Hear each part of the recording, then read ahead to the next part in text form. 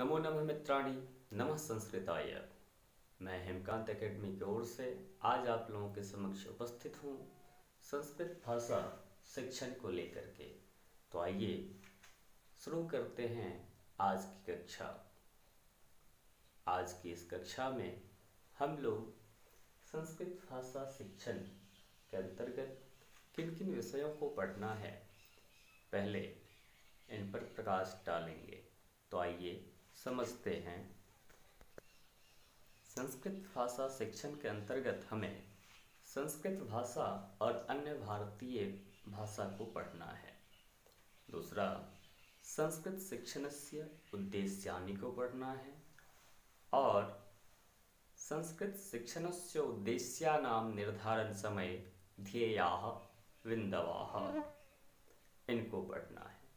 इसके बाद संस्कृत शिक्षणस्य उद्देश्यानि प्रारंभिक स्तरे, माध्यमिक स्तरे, उच्च स्तरे च, ये तीनों स्तरों में हमें संस्कृत शिक्षणस्य उद्देश्यानि अर्थात संस्कृत शिक्षण के उद्देश्यों को पढ़ना है। भाव अभिव्यक्ति का मुख्य साधन भाषा ही है। मानव सभ्यता और संस्कृति के विकास में भाषा का विशिष्ट स्थान है।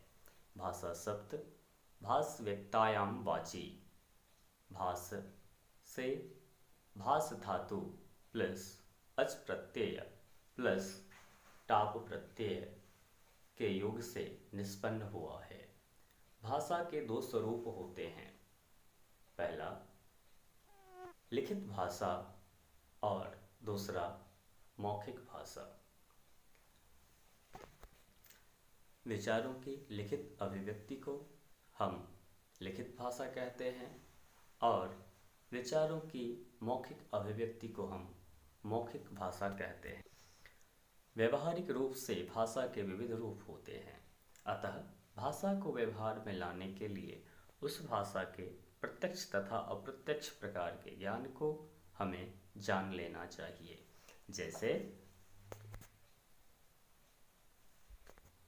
पहला है मूल भाषा।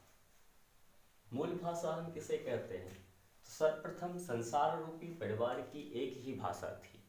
भौगोलिक परिस्थितिवश यह परिवार अनेक शाखाओं में संवर्धित हो गया है तथा वर्तमान समय में स्थान और कालानुसार बहुत ज्यादा परिवर्तित हो गया है। दूसरा है मातृभाषा। जिस भाषा को बालक अपनी माता के गोद में सीखता है वह भाषा मातृभाषा कहलाती है।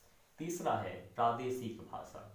जो भाषा प्रादेशिक लोगों द्वारा बोली जाती है वह भाषा प्रादेशिक भाषा कहलाती है।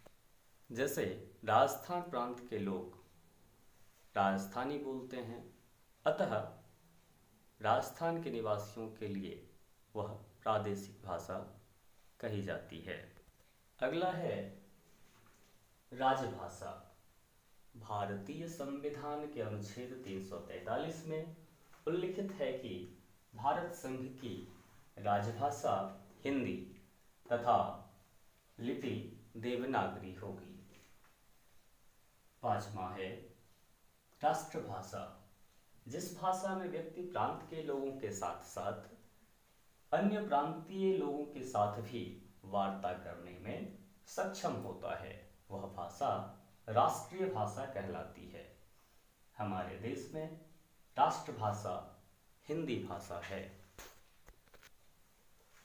अंतर्राष्ट्रीय भाषा।